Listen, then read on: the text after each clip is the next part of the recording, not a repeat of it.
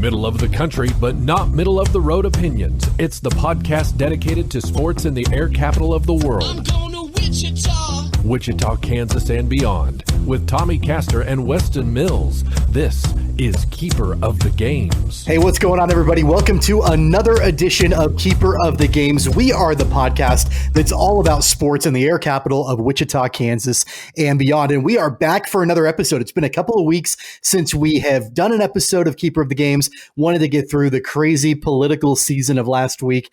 And now we're back with a brand new episode of Keeper of the Games. And more importantly, back making his triumphant return to the podcast is the new dad and the birthday boy, Weston Mills, back with us today. Weston, how are things going, man? Boy, going great. It's hard to even put into words, turned 31, birth of my daughter, a lot of sleepless nights, a lot of, incredible joy and happy moments. And I will say, just forewarning, my takes will be fired straight from the hip today because outside of Chiefs games, it's been hard to keep up with everything going on in the sports world and everything else. But man, it's been good. And I hate to say the cliche that every parent does, but boy, enjoy it. For those of you who don't have kids, enjoy the sleep while you can, because it really has been true. It definitely changes really your whole life, obviously, but definitely the sleepless nights too.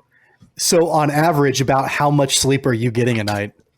Well, and I was actually telling you a little bit before air, my wife actually has a little bit more of the duties. So I should pump the brakes and not try to get too many sympathy points, because she definitely, does more of the feedings. But, it's more about the blocks, right? Because my Parker is almost a month old, and she feeds about between could be in 1 hour spurts, could be in 2 hour spurts. Sometimes we can stretch it out to 3. So you're up, throughout the night, taking care of that and changing diapers and all that fun stuff. So it's just kind of getting sleep when you can. Yeah. Well, hey, you don't look that sleep deprived right now, which is good. I mean, you're probably hiding it pretty well, but a lot of caffeine. We're glad that you have taken a little bit of time to be back on the podcast. I know that you've got some more important things going on right now, but we were able to hold down the fort while you were gone. Blake Cripps joined us on a few different episodes, and we were able to do a lot of different things on the podcast. So glad to have you back. And on top of that, we'll go ahead and mention it here at the very top. When we're recording this podcast, obviously it will drop on Thursday, but as we're recording this, it is Veterans Day today. So happy Veterans Day to all the military members out there. Thank you for your service. Thank you for everything you do for us and our country. So I wanted to make sure that we mention that here at the start of the program. The other thing, Weston, that I want to point out before we get into this is that we debuted something brand new on the podcast while you were gone, and that's the hot take horn, which I think we might have maybe had that last episode that you were around, but didn't really use it a whole lot. But now it'll be the first time that I'm totally in control of hitting the hot take horn on all of your hot takes. Fantastic. Well, I already told you they're going to be straight from the hip today, so you better get that hot take horn button ready. That's right. I got it. I got it. It's ready to rock and roll. Want to remind you to hit subscribe. That way, anytime we have a brand new episode of the podcast, you'll get a notification. Of course, you can listen to us on all major podcast platforms like iTunes, Google Podcasts, Spotify, iHeartRadio, TuneIn Radio, Stitcher, Pocket Cast, all the major ones out there. You can, of course, go to our brand new website, cogsports.com. That's KOGsports.com, where you can listen to archived episodes. You can also watch videos and a whole lot more there. And of course, you can watch our new episodes on YouTube and on Facebook by searching for Keeper of the Games, and follow us on Twitter and Instagram at CogPod. That's at KOGPod. So Weston, all the way back to your very last episode on the podcast, that was when we broke the news. I guess we didn't really break the news, but we reported on the news about the investigation involving Gregg Marshall at Wichita State University. We discussed it on that episode. Just a day later, I was able to have Jeff Goodman from Stadium on the podcast for a special bonus episode where he talked all about his investigation and the article and the aftermath of all of that. But since that time, there really has been not a whole lot going on with that story until the last 24 hours or so. Jeff Goodman and Watch Stadium, they have reported that Wichita State University and Gregg Marshall are expected to part ways by the end of this week. There's really no indication whether that will be a resignation or a termination determination on the part of Wichita State to Gregg Marshall. I'm sure that those details are still being hammered out, but according to sources within the program, to Jeff Goodman, it looks like the tenure of Gregg Marshall at Wichita State University will be coming to an end shortly, which would put a bow on this about month-long investigation, or at least from the time that the original article was written until now. Weston, I know that you're shooting from the hip all day today, but this is not a new story. We've been talking about this and discussing this for a long time. Do you have any new thoughts based on what we know today? Well, I think it's worth noting too that Taylor Eldridge of the Wichita Eagle, he tweeted, and this was about 20 hours ago.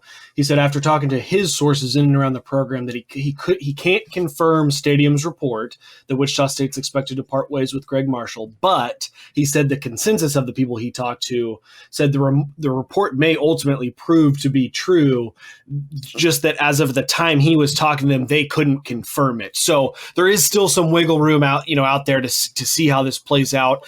But ultimately, here's the thing: there's kind of two separate things to this, right? We talked way back when the investigation was breaking and those details were coming out, and I think all three of us were very adamant. We had our own personal thoughts, but I think all three of us were adamant that look, these processes do need to play out from a standpoint of what happened and what kind of repercussions there are. But there is that side of it, and there's also a business side of it from Wichita State's perspective. And look, we understand, but you have now put this bad mark on the program, even if, it doesn't it does matter what the investigation details, but it doesn't have to be 100% accurate. If only part of that is true, you have now put a stain on Wichita State basketball program's reputation. And for that reason, we're going to have to let you go and go in another direction. And the other thing that kind of has caught my attention is if they're willing to do this now, and I'm probably going to miss on the mark, but 2 weeks, 3 weeks before the season starts, tells me that they're seeing some things that is ultimately concerning, because it is going to be much more problematic if this were to happen 3 games into the season, as opposed to now, where they can attempt to, put it under the rug, put a new coach in place, whether it's someone outside the program or within, and try to move forward and move past this story. So to me, the timing of this says they're seeing some stuff that is very concerning. Yeah, it's interesting to me that, these reports are surfacing now, but yet we have no indication about whether or not the investigation is complete. I know that they hired an outside law firm out of St. Louis to handle the investigation. I know that they were interviewing former players. They were also interviewing anybody that was willing to talk that may have had knowledge of the situation.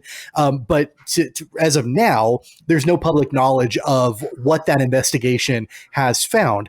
I do agree with you that if these conversations are going on right now within the program about the university and Gregg Marshall parting ways, clearly they have maybe not the full account from the investigation, but at least a partial account about what went on. That was, that the law firm was potentially able to confirm, actually happened. And so I think that's probably where we stand right now. If that ends up happening, if that ends up coming out, if that ends up, being confirmed, this is 1000% the right decision to make. And I know that, Blake and I went back and forth on this a couple of different times. I know that, we discussed it on your very last episode. I'm not trying to be an anti-Gregg Marshall advocate. I'm not trying to blow the horn here and be loud at the top of the mountaintop about, fire him, get him out of here. But where there's smoke, there's fire. I said that like 4 weeks ago. And so without knowing what that law firm was able to confirm or not confirm, there were so many allegations. It was hard for me to wrap my head around a scenario where all of that was false. And you don't need all of it to be true. You only need a portion of it to be true, like you just mentioned. So this is for sure, if this ends up coming to fruition, the right decision to make. And I'll be interested to see what that final report from that law firm has to say. Yeah, and that's another thing to note too, because, I would certainly expect if they're paying a law firm out of St. Louis to conduct this investigation, I'm sure they were paying for it to happen, ASAP. Yeah. So I would be First of all, I would be fairly shocked if Wichita State does not already have that report in full. But also, the way these things work is it's not like Wichita State is in the blind while this law firm is conducting their interviews. I am certain that whoever's, whether it's the AD or whoever is overseeing it, they're probably getting an update, some sort of brief summary after every single interview that's happening. So they're catching those high points and probably already formulating, some sort of thought process, opinion of what direction they're going to need to go into as each one of those interviews are being done. So that's another reason that lends me to believe that, they must not be liking what they're seeing or hearing so far. But, and you're right. I think we both were on the train of, I don't know, maybe not being as pro Gregg Marshall as some folks in Wichita may otherwise be.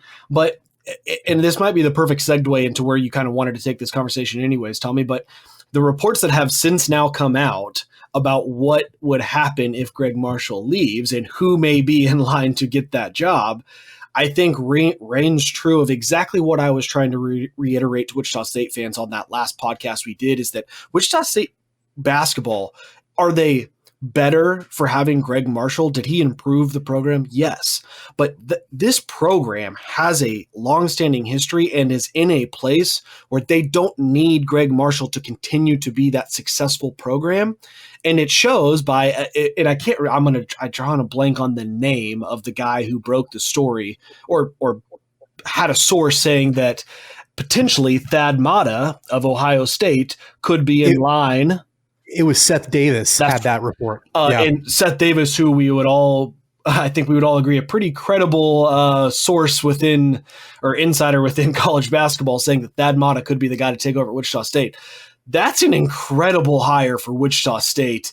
And I think goes to show, hey, Shockers fans, yes, Gregg Marshall did great. You're going to be just fine and maybe even better, just from a basketball standpoint. I mean, you're definitely going to be better from a, if that man was doing bad things perspective, but definitely going to be better off from a basketball perspective, possibly if they hired Thad Matta. That's a fantastic get if that is true.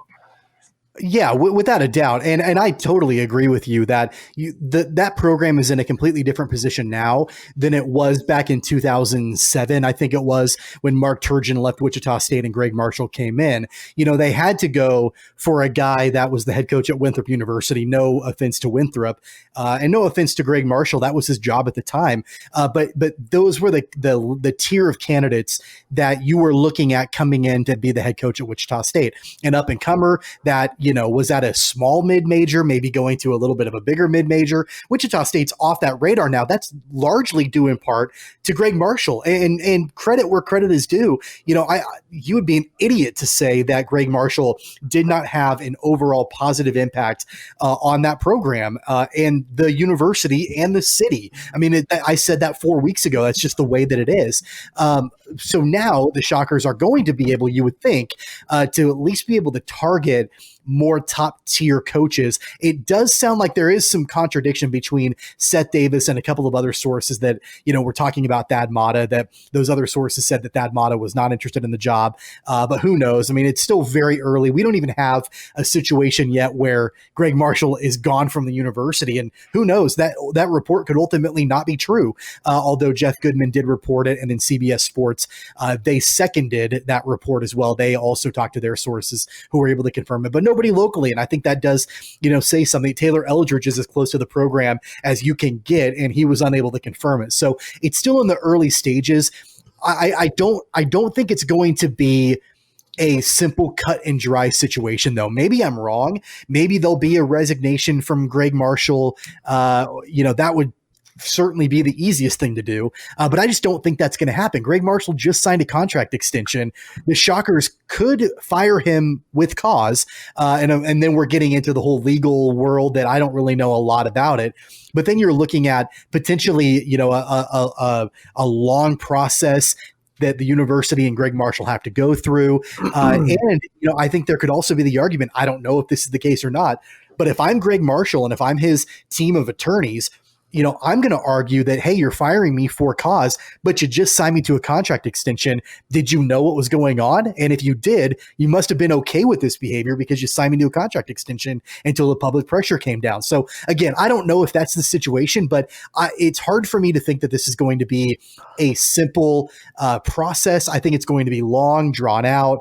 And unfortunately, I think it's going to burn a lot of bridges. Yeah. And I wonder too, I would imagine it plays out if there's any type of, I don't know, smooth transition would be in a form of, it's going to be a termination, but it's going to be a buyout as well. I mean, you're going to settle out that contract basically saying, look, we believe we're terminating you for cause, but look, we also understand that you're objecting to this. Let's agree to disagree and part ways with a certain number of, certain dollar figure on that. And what I wonder is if that amount of money ends up having some sort of impact on who they can hire following suit, because if you're talking about Thad Matta or another name that I've not heard this anywhere else, I'm just curious if this name would be John Beilein. He's out of work after that failed attempt with the Cavaliers, and I think Wichita State might be a great spot for an older coach who has proven his time, his worth, and he's got 2 championships to his name at this point. He probably just being in basketball is what he wants. Anyways, that's just another name that I thought, but this settlement, I wonder what kind of money will be left to be able to make a hire like that. And then ultimately, kind of where I think makes the most sense and where this potentially should go is assistant coach Isaac Brown. If you've loved the success that you've seen out of Gregg Marshall, but obviously there is now this conflict with Gregg Marshall, the man. Well, the program itself, there was no issues with that. And matter of fact, I saw a tweet from Shaq Morris actually suggesting that, hey, you want to see this program, flourish after all this stuff blows over, promote Isaac Brown. The guys love him there. So I'm curious to see if, and I think that with that being said, I think that could be a cost-effective way to handle this. You hire him, you could do it on an interim basis. Then you have no hiccups with this 2-week, before the season starts program. You could do it on an interim basis, or you could say, look, we're going to sign you to a 2-year contract, a 3-year contract. And that gives you that opportunity that, look, if these guys if we just pick up, if he picks up where Gregg Marshall left off, great. No problems. We're set. We'll extend him in 3 years and we'll be golden. And if it doesn't, if Gregg Marshall was the golden ticket there, okay, we're on a short-term deal and we'll go see who's available at that time. Maybe Thad Matta doesn't have a job then or whatever. But that's kind of what I think makes the most sense for the program. There is certainly no shortage of potential replacements for Gregg Marshall at Wichita State. And there never is with any kind of program like this. You always have people that you think about that come to mind. Obviously, we talked about Thad Matta. You mentioned John Beilein, which, again, that could be a really good landing spot, assuming that the financials are there. And to your point, who knows? I think we all have an idea of where college athletic finances are this year due to COVID. And so there could be challenges there, and it's probably going to be something that, the university is going to have to go to donors. I don't know how willing they will be considering their loyalty to Gregg Marshall. I want to talk about that in a few minutes. But that could be a possibility. John Beilein, I know that you mentioned Isaac Brown. That wouldn't be a bad choice either. But there are a couple of other names to keep an eye on. If you want some, a coach, that knows the Gregg Marshall system, it's hard to not look at Chris Jans. And, obviously, Chris Jans has spent a couple of different times at Wichita State under Gregg Marshall. I believe he's at New Mexico now. And so there could be a possibility there. But then, if the Shockers want to completely move away from the Gregg Marshall coaching tree and completely wash their hands of that situation, there was a report earlier today that Danny Manning could potentially be a candidate for that job. I think a lot of diehard Shocker fans who hate the University of Kansas will probably bristle at that idea, but they probably, didn't mind the fact that Mark Turgeon was their coach right before Gregg Marshall. And of course, Mark Turgeon played at the University of Kansas as well. That's a name. And then I think the one person who's probably the most vocal on social media about wanting the job is Adrian Griffin, who is, currently an assistant coach for the Toronto Raptors. Yeah. He's with Fred VanVleet all the time. He's, obviously pretty beloved in Wichita. And, I know that he wants to be an NBA head coach ultimately, but he gave an interview today with Cake News saying that maybe he could end up going through the college ranks to ultimately get his dream job of being an NBA head coach. So there are a lot of options out there on the table for Wichita State. Well, and I tell you too, strategically from a recruiting standpoint, I feel like that's kind of the hot thing right now, right? Is to have that coach in place that has some sort of NBA pedigree to pitch to those recruits, those high school kids. Look, come play at our program. I will get you ready for the league. And then we obviously you think Memphis comes to mind. I mean, obviously John Calipari, even though he with his, but that is kind of the hot method to go with. So that certainly would not be a bad idea, and I think one that would change the culture. I think at Wichita State, the way the basketball program has been ran, but at the same time, like you said, someone so close to Shocker basketball, it's not changing the identity. It's really just maybe the style was the better word for that. So it would be interesting. I think that'd be a very interesting hire. The final thing that I want to talk about before we move on to a different topic, and I alluded to this a couple of minutes ago, I agree with you 100% that Shocker basketball is going to be just fine without Gregg Marshall. It might take a little bit, but I think Marshall got that program to a great point. And I think it's time for somebody else to come in and continue on, that great Shocker basketball tradition. I think it certainly can be done, but there has to be a change in the overall culture surrounding Shocker basketball at the same time. And I don't want to end this topic on a down note, but every time that we've discussed this, whether it was you and I and Blake or just Blake and I've been pretty vocal about my criticisms of a lot of things in that program and very critical of Gregg Marshall, very critical of the university. I like Wichita State. I like cheering for Wichita State. And the one thing that I'm just going to flat out say disgusted me the most about this, and I don't know if you even had a chance to know this was going on, but I believe it was last week, there was a full page ad in the Wichita Eagle that was all of these Shocker supporters, major donors, major boosters that bought this full page ad showing their support for Gregg Marshall. And there were dozens of names on this list of people. And it was hard for me to not look at that list. And I recognized a good amount of those names on the list. And you're looking at old white people who have a lot of money that all put that in, and they pooled their money, they bought that ad, and they put their names on there to show that they stood with Gregg Marshall. I have no problem with them supporting Gregg Marshall, but at the same time, I thought it was an incredibly tone-deaf response, considering that we're not dealing with just a coach that was losing and they're trying to save his job. We're talking about a coach with numerous and repeated allegations of physical, mental, and emotional abuse of players and coaches. And to me, it just was incredibly tasteless that they did that. So my point in saying that, and you don't have to respond to that if you don't want to, but my point in saying that is that with the new coach, you have to bring in a new culture. And that starts with the fans as well. You have to be willing to embrace the new brand of Shocker basketball, which hopefully I hope they win games. I hope they're incredibly successful, but it's ultimately got to be, I guess, a kinder brand of basketball than what Gregg Marshall employed and what he passed down on these major donors. Yeah. And I guess I've got two thoughts to that. First being, so going back to, like you said, just the tone deafness to come out and kind of just support him with the allegations the way they are. To me, it would be different if we had reached a moment in this investigation where the university came out and said, look, we've done our investigation. We didn't find anything. There may be a ton of folks who still say, bullshit. I don't believe you, whatever. And that's fine. But at that point, then I can completely understand, saying, hey, look, we want to support our coach. The university did the investigation and we believe the university. And so but at a moment where you don't even have that yet seems like a very odd time. And like you said, tasteless, tone deaf time to come out and support him. But then on the other side, talking about a change in culture, and I don't want to speak for you, but I think there's two different things here, right? We're talking about there can be a difference in a change in culture in the way from a basketball standpoint and then from a program standpoint. So what I think you were trying to get at, right, is like the program needs to have a much more, unified positive message to it, where from a basketball perspective, there's no reason why the program can't still continue to do the play angry from a basketball. That's fine. Right. If they still want to embrace that and go with that, there was success on the basketball court.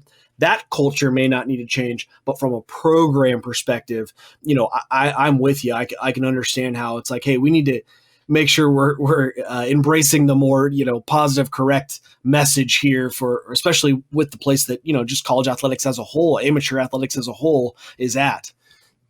Yeah, I definitely think that, as time went on, and we talked about this a month ago when this first broke, that in some ways I think that, we as a community, enabled that culture. We bought into it. We were buying shirts that said play angry. We were applying that to our own lives. We were applying that to our fandom. It was going outside of basketball. And, I think you can still have hard-nosed, gritty, athletic, tough basketball and still treat people with kindness. And unfortunately, that's not where Shocker basketball is right now. I hope it gets to that point. That's going to be priority number one for a new coach when that happens. And as a quick update, Marshall was not at Wichita State's practices on Monday or Tuesday. University spokesman at that time said Coach Marshall has taken a few days off for personal reasons. So, again, have no idea exactly what's going to end up happening, but I think we've got an idea on where this is leading. And of course, as we find out more, we'll make sure to pass that along on our Twitter and all of that. Getting fired is very personal, I'm sure. Without a doubt. Let's get into our next topic here on Keeper of the Games. We're talking Kansas City Chiefs football, which I know is the one topic on this show that, Weston, you've got some knowledge on as we get into it. So the Chiefs had a pretty close, nail-biting victory on Sunday against the Carolina Panthers at home. Final score on that was 33-31, correct? Yes. Yeah, I think that's right. The field goal would have won it. That's right. Right. Yep. 33-31 was the final score for the Chiefs. They enter their bye week this weekend with a record of 8-1. So just over halfway through the season, and the Chiefs are at a pretty positive mark, although it wasn't all good Sunday against the Panthers. I'm assuming you had a chance to at least watch some of that game, if not all of it. Yeah. What were your thoughts on the Chiefs' nail-biting victory against the Panthers? Oddly, and this is not the direction in which our Wichita podcast should take this, but honestly, one of my biggest takeaways was the Panthers are a good football team, especially when they have, Christian McCaffrey being back makes that a very good football team. But from the Chiefs' perspective, I think there was a conversation they were having on NFL Now today with Kurt Warner about, are we underappreciating? Are we underselling the Chiefs right now? I mean, they're 8-1, but it doesn't feel like anybody's talking about them. And he kind of had a good point. We are at a level with the Chiefs where we expect so much that it's kind of like, okay, yeah, they did that, but we're not going to talk about it because it's the Chiefs. That's what they've been doing. And he also made a point, and this is kind of what my takeaway from the Carolina game. He said the other thing is, they've had 3 or 4 games where they haven't played their best football, and they're still 8-1. So how much more room does this team have to grow? And I think that's kind of my biggest takeaway from the Carolina game is good football teams find ways to win games when they're not at their best. And that's what the Chiefs have continuously done. And they're not at their best is still pretty dang good. So, I think Chiefs fans have every expectation and every right to be, thinking Super Bowl or bust again this year. Yeah, I think that you talk about how kind of the national media and I think even locally to an extent, people are underselling the Chiefs a little bit. On top of that, I think people are underselling Patrick Mahomes a little bit too. This guy has had 2 incredible weeks in a row, and I don't see that letting up anytime soon. Obviously, last week he played the Jets, and what are you going to do? You're playing the Jets. You're going to probably go off for a lot of passing yards and touchdowns. But then he was able to do the same thing against the Panthers. And so it's hard to undersell the franchise player. It's hard to undersell the face of the NFL. But a lot of people are talking about Russell Wilson for good reason. Mm-hmm. But a lot of people are talking about Russell Wilson as the front runner for the MVP. And not a lot of people are talking about Patrick Mahomes right now. And I think you come to expect the magic from Pat. He had this play specifically in my mind where he had another sidearm flick that was a complete for a first down on Sunday against the Panthers, and it was barely talked about. A year ago, 2 years ago, that would have been, oh my God, another impressive throw by Patrick Mahomes. Now you just come to expect that he's going to do those things. So I like that position though for Kansas City. I like being under the radar a little bit. In the AFC, at the very beginning of the season, everybody was talking about the Ravens. Everybody was talking about the Patriots even, with Cam Newton coming in. The Bills had a stint where everybody was talking about how great they were. Now it's the Steelers. The Steelers are the last undefeated team. So not everybody is talking about the Chiefs. They're not talking about that target on their back. Obviously, they carry the fact that they were Super Bowl champions, but you don't have to worry about being the top in the conference. I love that position that Kansas City's in. Yeah, and again, it's just it really is an incredible position to be in. Being the like you said, being the reigning Super Bowl champs, you just don't get that very often, right? Where you can be 8-1, the reigning Super Bowl champs, and for whatever reason, teams are still. And it's not that I'm sure. From an actual competitive standpoint, teams aren't selling the Chiefs short. It's the media and the fans, right? That we're just, and it's not, and I don't even know that it's selling Kansas City short. We're just not talking about the Chiefs because we're just so used to what they're doing. And it's interesting. This is kind of a sidebar from last week's game, but I don't know if you remember, and I can't remember if it was the Jets game or a couple before that, but it was the first pass that Pat threw underhand to Sherman for that little touchdown. I watched a clip from the NFL Films the other day, and Pat did that unbeknownst to Anthony Sherman and to Eric Bieniemy, and I'm assuming they read too. That was not designed for him to throw that underhanded, which blows my mind that Pat would have the wherewithal, to even think to do that. And when I watched it, I just assumed that was just something they were messing around with in practice, right?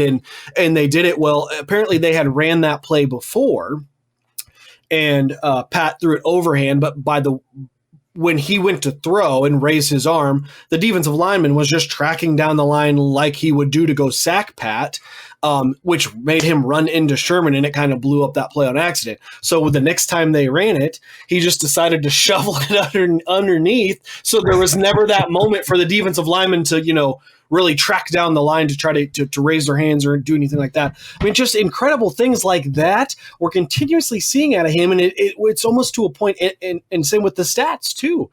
They're just not impressing us anymore because it's week in and week out that we're seeing this with Patrick Mahomes, and it really is incredible. I mean, to your point on the MVP race, I mean, he's got 25 touchdowns to 1 interception this year. I mean, that's just absolutely outstanding, and it's not being talked about more just because, well, yeah, it's Patrick Mahomes. Of course he's got 25 touchdowns and 1 interception. It's a great place to be in. And kind of shifting back to, okay, what does this look like moving forward? Do we have concerns? What do the Chiefs need to work on? Because obviously, like we said, they're not playing some of their best football. I think 2 things that really come to mind for me. One, definitely being the depth on the defensive line. They've had some injuries. Taco Charlton, his knee, he's out for the season. Was it his knee or his shoulder?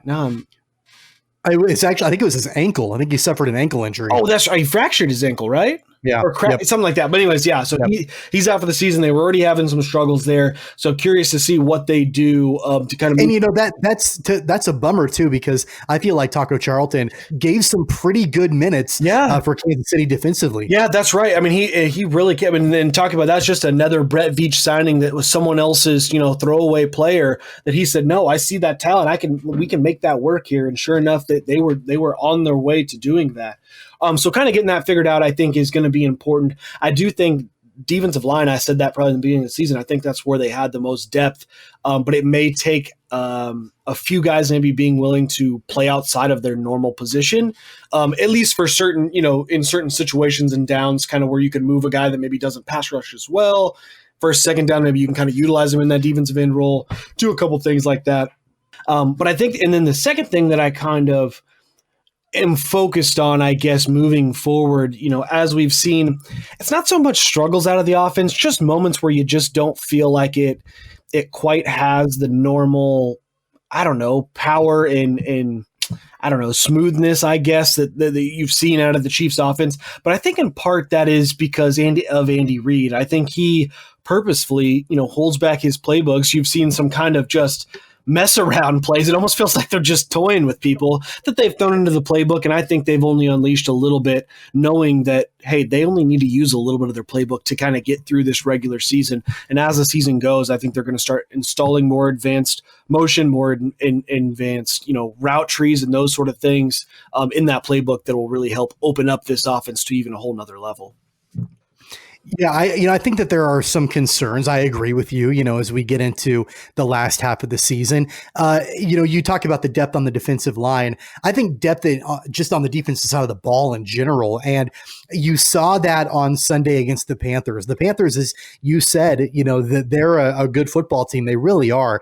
And they've got a lot of offensive weapons, not unlike Kansas City. It might not be at the same level as the Chiefs, but they've got a lot of weapons. You've got Christian McCaffrey when he's healthy. Mike Davis is there. You've got a big wide receiving core with Robbie Anderson and, DJ Moore. And, they've got some really good offensive weapons there in Carolina.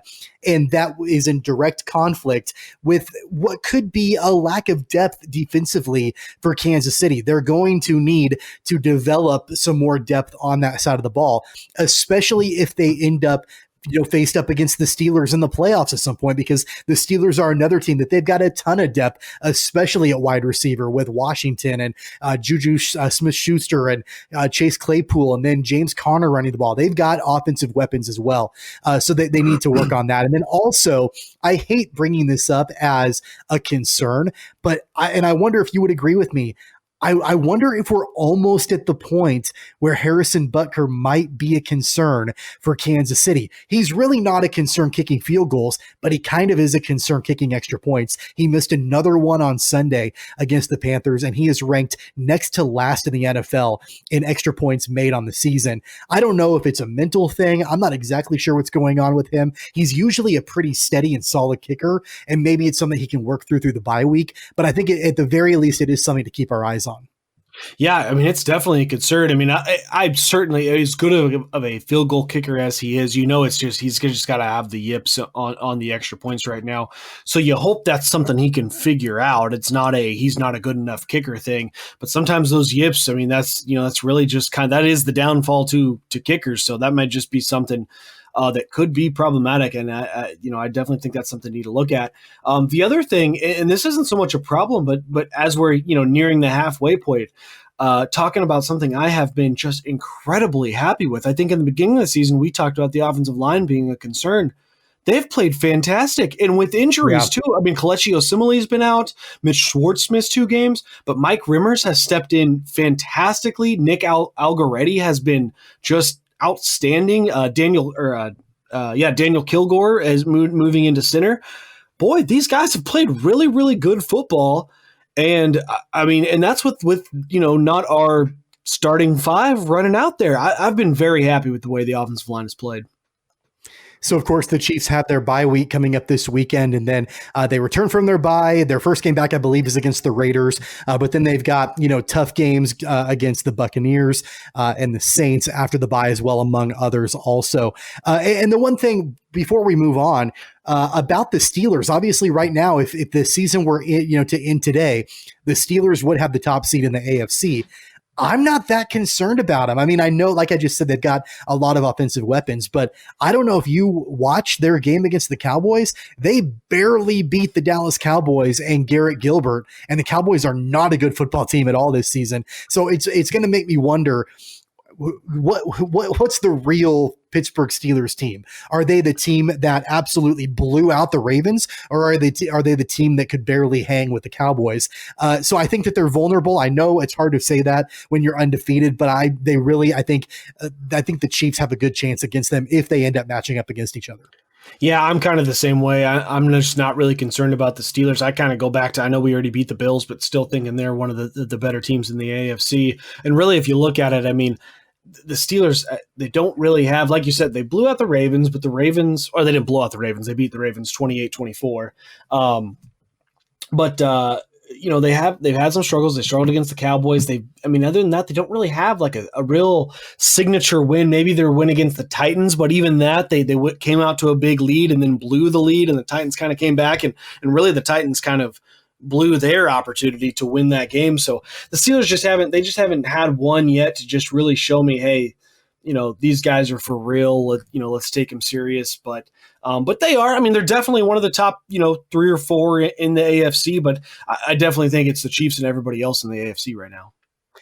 Well, Kansas City will at least get this weekend off and get a chance to rest up and, maybe try to get a little bit healthier before their game in just about a week and a half from now. Let's get into college football and talk about the Wildcats. They played on Saturday against the Oklahoma State Cowboys. And man, it sure looked like the Wildcats were going to have an opportunity to win that game and knock off the number 14 Cowboys. It just ultimately didn't happen for K-State in the final minutes. Jason Taylor, who was a sophomore safety for the Cowboys, returned a fumble 85 yards for a touchdown to make it 20 unanswered points for the Pokes. And that's how the game ended, 20-18. Oklahoma State beats Kansas State. One of the positives, though, for the Wildcats, they held Oklahoma State scoreless in the entire first half. It was the first time that the Cowboys failed to score in the opening half since November 15th, 2014, and the Kansas State Wildcats were able to do so. Unfortunately, they weren't able to hang on in the final minutes. That does shake things up a little bit in the Big 12 race, and I think it really separates Oklahoma State from the rest of the pack, and that does include Kansas State. But man, the fact that they were able to hang so close and looked like until a few minutes remaining that they could get a victory, I think does say something for Kansas State. Yeah, absolutely. I think they definitely have, a ton of talent over there. And I think the thing that's positive for K-State, and you don't want to hear it right now as a Wildcat fan, because you're always focused in the here and now. They've got a lot of young talent, a lot of talent they can build on that's just not quite there to get over the hump to beat that Oklahoma State. And really what Wildcat fans have been waiting for is that opportunity to go play in the college football playoff, to win a Big 12 and go play in that college football playoff. And I think what this shows, to your point, is it's not this season, but boy, they're there. They're close, in some growth with some of the young guys, adding a few other guys coming into a program. And Coach Kleiman's, got these guys in a good position, really moving forward.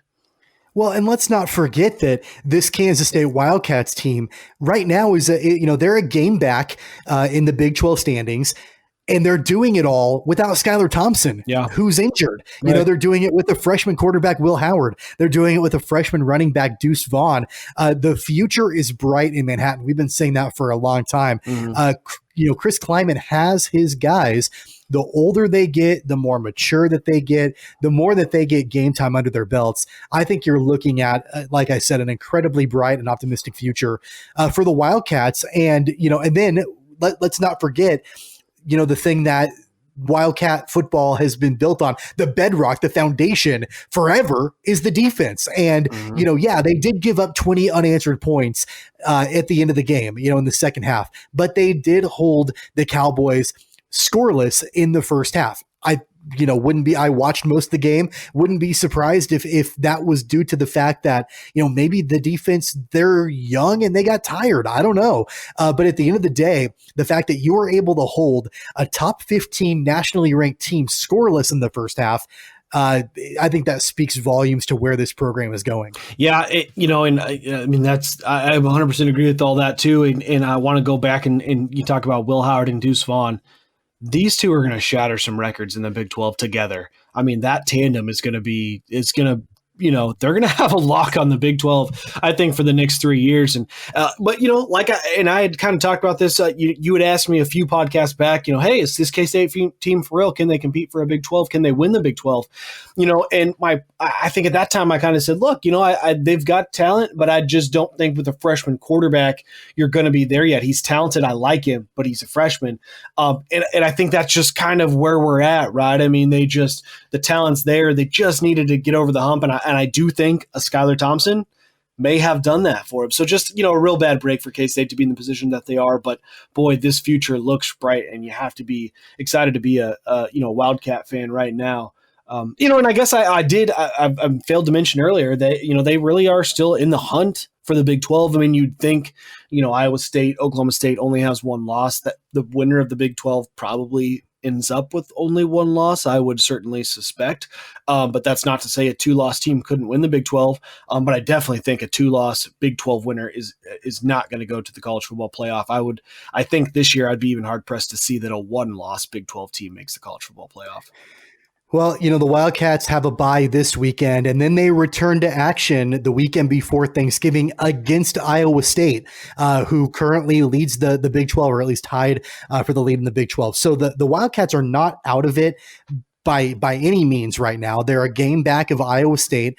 And so, you never know what could happen. I agree with you. The Wildcats, they still do have an opportunity. And if they play like they did against Oklahoma State, I think they've got a good shot against the Cyclones. But it's definitely a must win for the Wildcats if they want to have a shot to win the Big 12. At the end of the day, though, I think you have to look, if you're a Wildcat fan, you have to look at the way the season has progressed and be incredibly happy with Chris Klieman's second year in Manhattan.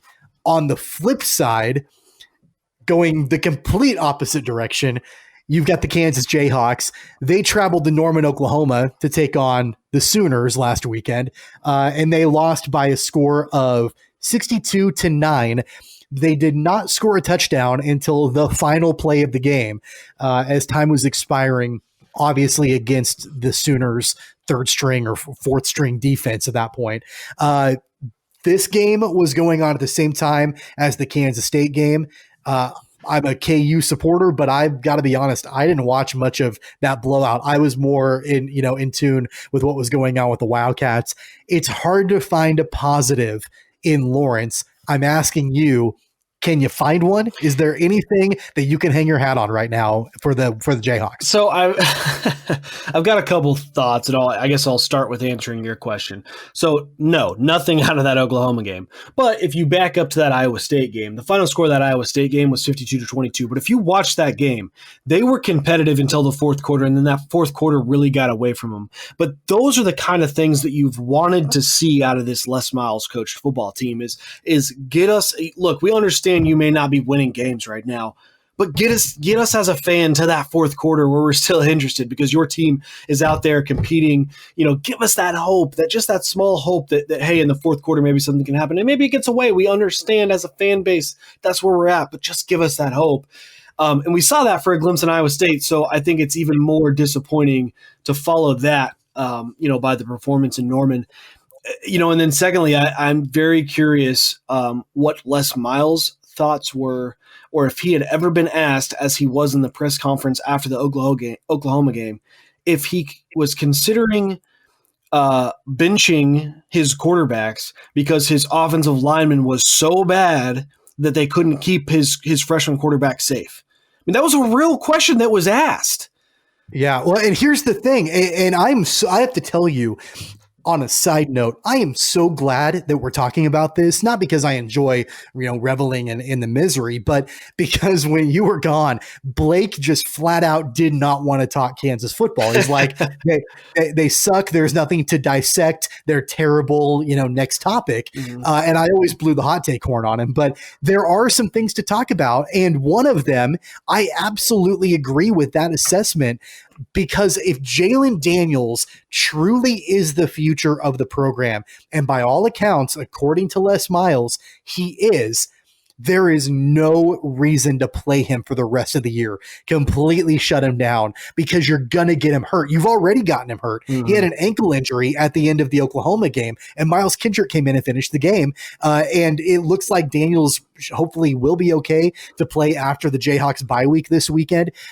But you're really risking the future of the program, if he truly is the future of the program, by continuing to throw him out there when you have an offensive line that is going to get him killed. Well, and frankly, you're not growing him as a quarterback if he's not even able to run your offense because he's taking the ball, getting out of the pocket, or having to step up, or having to step to the side, or constantly improvise within your offense. That's not helping him grow as a quarterback and helping him lead this team, in 2021, in 2022, in 2023. So the aside from the injury aspect, you're also just not gaining anything. You're not helping him grow by throwing him to the wolves like what's being like what's happening right now. I know that I think you and you're not where Blake's at, and I'm not where you're at on the state of Kansas football. I am still of one, that we got to keep seeing the recruits coming in, and I'm hoping that, you get better athletes up front, right? You get. Well, this isn't a hot take. You got to have Division I offensive linemen blocking for your Division I quarterback, right? And they don't have that. They don't have that right now. But anyways, I'm just still, and it is, and I guess I'm to a point where I can be honest that maybe it's more hope than opinion that the program is still headed in the right direction with Les Miles. So I think I'm at least to that point now where I can step back and say, okay, maybe my opinion isn't that they're going in the right direction, but my hope is still with the fact that this program is trending in the right direction as far as a recruiting standpoint. Yeah, and if you look at the overall state of the program objectively, like if you look past the final score, I know it was 62-9 against Oklahoma. I know they've been blown out in every game they played this season. They're not that terrible defensively. They really aren't. But the difference between the defense and what they call an offense they're throwing out there is night and day. I mean, you're looking at an offense that, in my opinion, is not a D1 offense. It's just it's not. It's just not. And so until you can get the dogs in there, that can start to build that offensively, it's from the ground up. I think, and I think overall, KU fans all knew that this was going to be a long and painful rebuild, right? We all knew that, Jeff Long was, to his credit, was very blunt at the beginning saying this is a 5-year plan. I just don't think Kansas fans were expecting how bad this year was going to be compared to last year. I think a lot of people thought, well, yeah, there'll be some incremental growth. Last year they won 3 games. This year, maybe they'll win 4. Like, I don't think anybody in their right mind thought, yeah, they're going to go from 3-9 to 0-12, and they're going to lose every game. They're going to get blown out, and they're not going to be able to put a team together.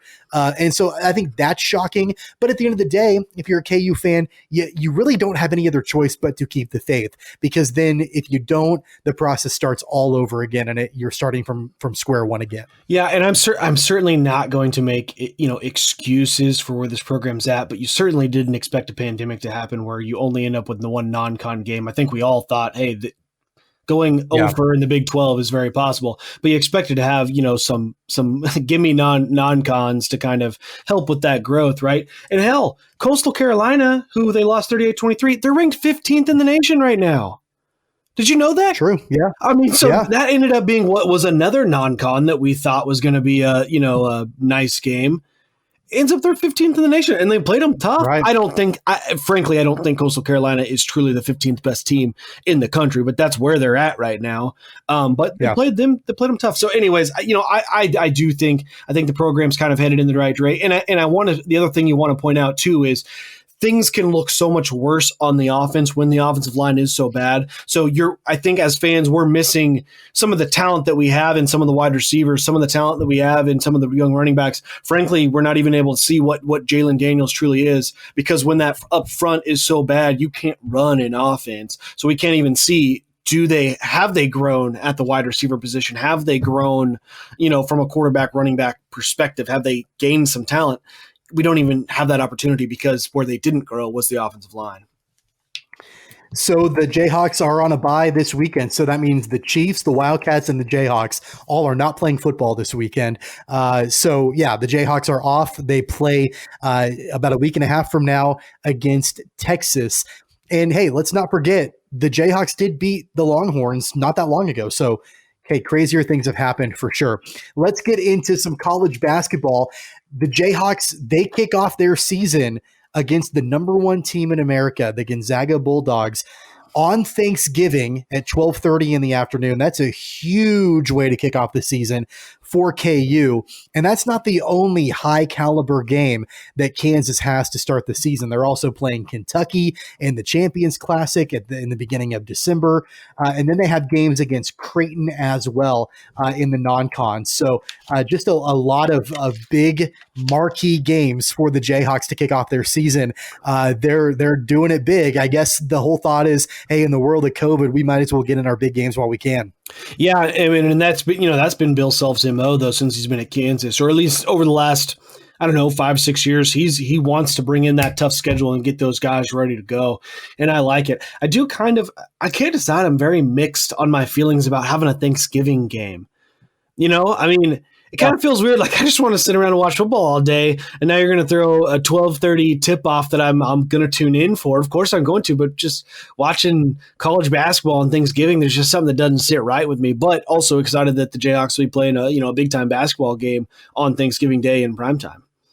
Well, keep in mind, though, that, usually this time of year, you've got some of the holiday tournaments that start to get going, right? I mean, I know a lot of them are over, Christmas and whatever, but, you do have, the Champions Classic typically kicks off the season around Thanksgiving. Now, not on Thanksgiving at 12:30 in the afternoon, but, it's not uncommon to have some college hoops on Thanksgiving weekend. But yeah, you're right. I'm usually so used to having, typically I think CBS usually has the early game and the Lions are usually playing in it. And, hearing Jim Nance and talking about, football on Thanksgiving. And then here all of a sudden the Jayhawks game is on, so yeah, I think you're going to have to change, some of the rituals and traditions this Thanksgiving. But at this point, I think we've all changed so many of the things that we're normally used to doing. I guess basketball on Thanksgiving is just something that we all have to kind of deal with. Yeah, I mean, I'm not opposed to it. I mean, I'll absolutely be all tuned in. I'll be wearing, and I think the other thing too is the Chiefs traditionally don't ever play on Thanksgiving, right? So it's not like I've got that day's not reserved for one of my other fanships. So that's okay. I certainly can wear blue on Thanksgiving. I have no problem with that. Oh, and here's what I'm excited about is that in, just over 2 weeks from now, we'll have college basketball that you and I can actually sit down on this podcast and actually talk about and digest the games and how they worked. We haven't done that since the beginning of March when our podcast was like a month old. Yeah. Because then all of a sudden COVID hit, we had no March Madness. So it's been a while since we've actually talked about college basketball. So looking forward to that as well. So just as a reminder, Kansas plays the number 1 team in America, Gonzaga, on Thanksgiving Day at 12:30 in the afternoon. So you can enjoy your turkey and mashed potatoes while watching some college basketball. Let's go ahead and get into our Wichita Whip-Around here on this episode of Keeper of the Games. Now, Weston, one of the things that you missed over the last couple of weeks that Blake and I talked about, in fact, it was our top story a couple of weeks ago, was playoff football at the high school ranks around the state of Kansas and the Wichita Metro. When we talked about it as our top story, the brackets had just been released, and we're now almost to the point of sectionals here in across the state of Kansas. Last week was regionals, and so now we're down to a handful of teams in all the different classes. We'll start with 6A. And, when we look back at last weekend, some of the big results, in fact, the one that really stands out to me the most is Derby taking down Gardner-Egerton by a score of 48-28. This is a Derby team, Weston, that started off the season with a COVID outbreak. They started off the season losing to Blue Valley. They really had the deck stacked against them as they started the season. They didn't play a home game until their final regular season game of the season. Yet Brandon Clark did what Derby does and got them into the playoffs, and now they're in the sectional round. Yeah, and I think we all kind of knew that Derby was a good football team, even though they lost some of those games early in the season. But in Gardner-Edgerton, that's a program that's home of Bubba Starling. So they produce some serious athletes. So that's a real good win. I mean, any win in the playoffs is great, but that's a good win for Derby. Another team to keep our eyes on as we get into the sectionals, Wichita East. They took down Manhattan in the regionals 20-7. Blake and I talked about Wichita East at length a couple of weeks ago on the program about how they're kind of a sleeper city league team. You always talk about how great Northwest is. You always think about how great Bishop Carroll is. And, even now Cape and Mount Carmel this season, you don't always think about Wichita East, but yet here they are, and they moved into the sectional round as they took down Manhattan in the regionals by a score of 20-7. On top of that, a couple of other local teams, Northwest, they completely blew out Heights by a score of 69-0. So Northwest, they're moving into the sectionals, no problem there.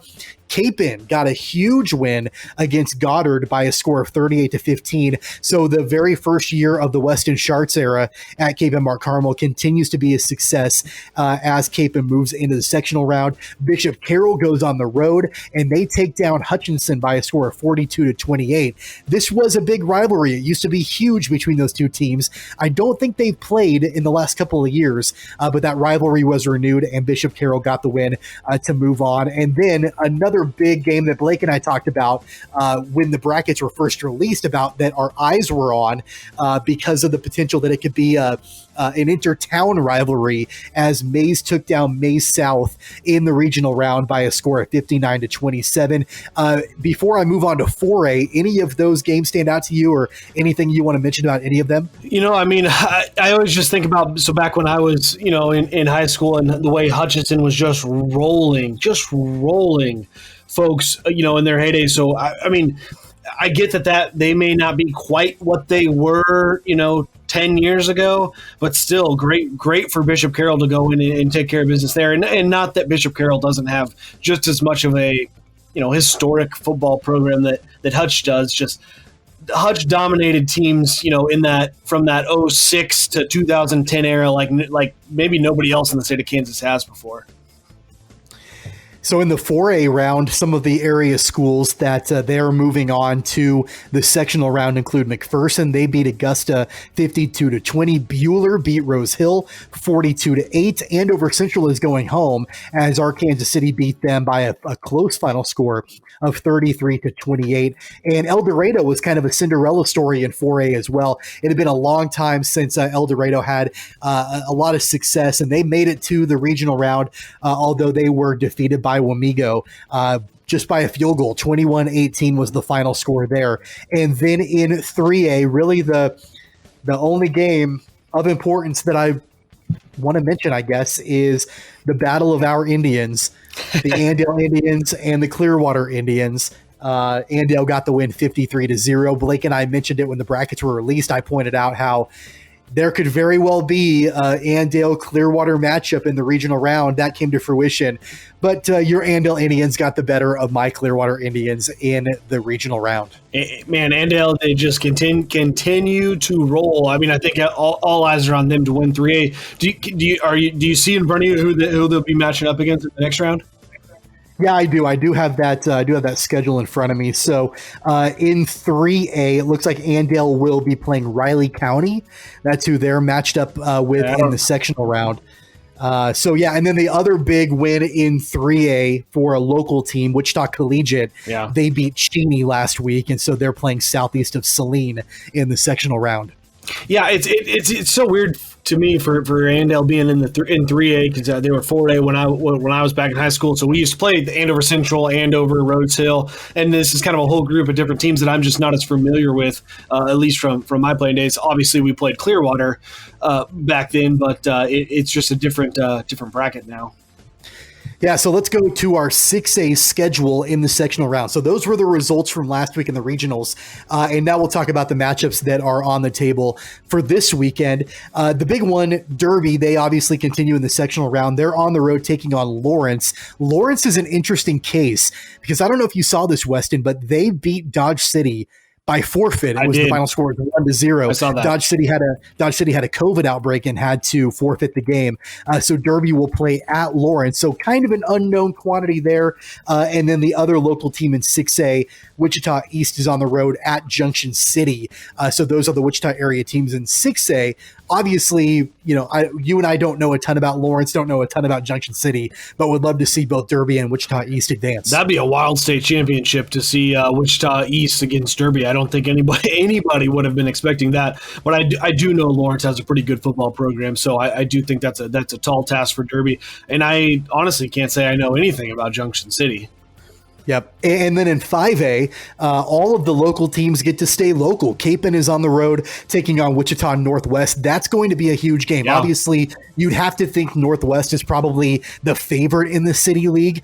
However, Capon, like I just mentioned, they've had a phenomenal season under Weston Schartz and a huge rebound from the year prior. So I know a lot of people are going to favor Northwest, but don't count out Capon. I think it's going to be a really good game. I'm sure at the end, I'm guessing Northwest will prevail, but it should be great football. Yeah, absolutely. I've said it too many times in this podcast. I'm real close with Coach Marinelli over there at Northwest, so I'll be certainly pulling for his boys. But huge game in the City League, and that's Weston Schartz against his former team in Northwest where he used to coach. So that's an interesting full circle there. Yep. And then, of course, Bishop Carroll, they are on the road taking on Mays in 5A. In 4A, really the only kind of local team, I guess, is Bueller. And they're on the road taking on McPherson. I guess if you also wanted to say Arkansas City is local to the Metro, they're on the road taking on Wamego. And then we already mentioned what's happening in 3A with Andale and Collegiate in that 3A. And if both Andale and Collegiate can get the win, then they'll face off against each other in a week from this Friday. So a lot going on in high school football, and we're not anywhere close to being done. We've got sectionals and then obviously moving on from there. So we'll make sure to keep you updated on the next episode of Keeper of the Games when we have results from those sectional games. All right, let's get into our Finally Funny here to wrap up the program here on Keeper of the Games. As you know, Weston, and as I'm sure a lot of our listeners know, Masters Week is upon us. I am a huge Masters fan. It is by far my favorite golf tournament to watch of the entire year. I'd rather watch it than any other major during the course of the entire year.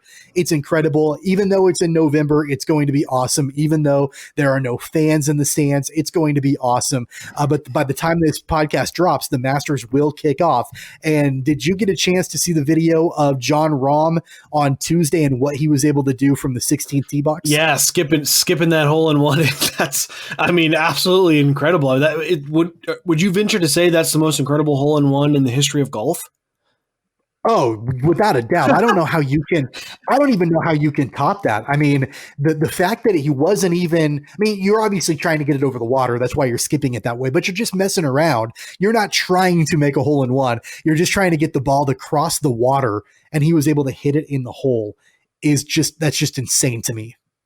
I mean, if the math nerds out there were to put a number on that, surely the likelihood of what just happened, the statistical probability would have to be greater than like winning the lottery and getting struck by lightning. Like, just has to be absolutely astronomical. It was incredible.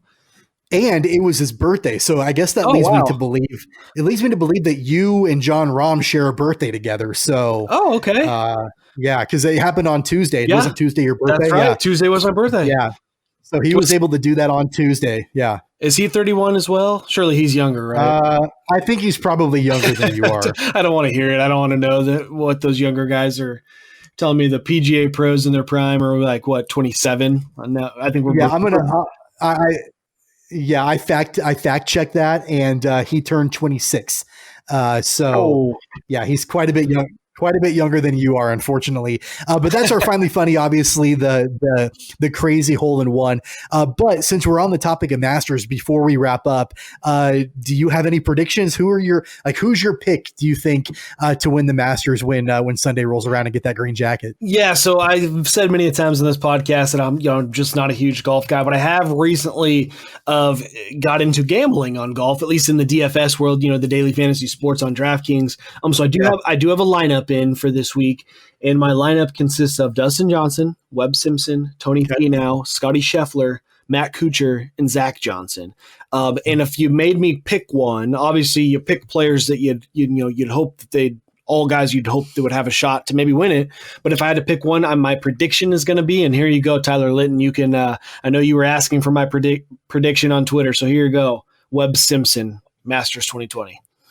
All right. I mean, he's a former major winner. He won the U.S. Open a few years ago. I also have gotten into the daily fantasy sports world. I have a lineup in as well for this weekend, and you're putting me on the spot to see if I can remember all of my guys. Sure. But I know I've got Patrick Cantlay. I've got Xander Schauffele, who just about won the Masters last year, so he's in there. Francisco Molinari, who also just about won the Masters last year. Mm-hmm. He's in my lineup. I also do have Zach Johnson, and then I have I picked Jordan Spieth. I mean, how can you not have a guy that has 2 green jackets? I know he's not playing great golf right now, but I do have him because he knows Augusta. He's in my lineup. And then my sixth one is Tony Finau. And if you put me on the spot, your pick is Webb Simpson. If you put me on the spot, my pick to win the Masters is Tony Finau. Yeah. I love the golf that he plays. He's playing fantastic golf right now.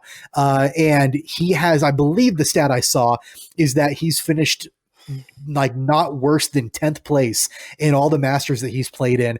He hasn't won a major yet. He's itching to break through, and I think this weekend is going to be it. So I will say it's the one weekend where I probably eat more pimento cheese sandwiches on the weekend of the Masters than I do the rest of the year. And the weather is supposed to be pretty good this weekend. But I'm not playing golf. I would rather be at home watching the Masters. So that's my plan for this weekend. It should be a lot of fun. Now, have you heard? Last night I had heard that the temperature was going to be nice for Augusta, but there was supposed to be some rain in the schedule. Has that cleared up? Or are we still kind of expecting some rainy conditions? Yeah, I think that they're expecting rain pretty much every day. I mean, I don't know if it's going to be a washout every day. Right. And I'm really interested to see, what the course is going to be like in November. I'm sure it's going to be spectacular, but how does it play? Is it different? And then obviously, there are no fans, or I guess as you call them at the Masters, patrons, will not be in attendance this year. So I guess here's my final question for you to put you on the spot. The defending Masters champion from 2019, Tiger Woods. I'm not going to ask you if he wins. Misses the cut. Does he make the cut? Misses the cut. That's my prediction. I knew you were going to ask that. I'm predicting all of the Tiger fanboys out there are going to be very disappointed. Tiger misses the cut. Boom. I mean, perfect. I can't not give you a hot take horn on that one. That's pretty bold right there. Perfect way to end the episode with the hot take horn. Yep. Love it. And just for the record, I think he does make the cut. I don't think he wins, but I think he does make the cut for sure. You can't pick against Tiger Woods at the Masters. You just can't do it. That's going to wrap things up for Keeper of the Games. And again, Weston, welcome back. Glad you're back here on the podcast. Absolutely. It was great to be back. And, I guess it's Dad Weston now instead of just, I don't know, regular podcaster Weston. I don't know. Yeah. Papa Weston. I don't know. Does that work? I'm also, another fun fact about me is I am ordained and I've officiated a wedding before. So a lot of my inner group of friends, they've been calling me Father Mills for some time as a joke. I'm ordained through the Universal Life Church. So just for any of our listeners, just to be clear, it was just for purposes of officiating a wedding. But I'm actually officiating a wedding this Saturday as well. So nice. I guess it's Father Mills.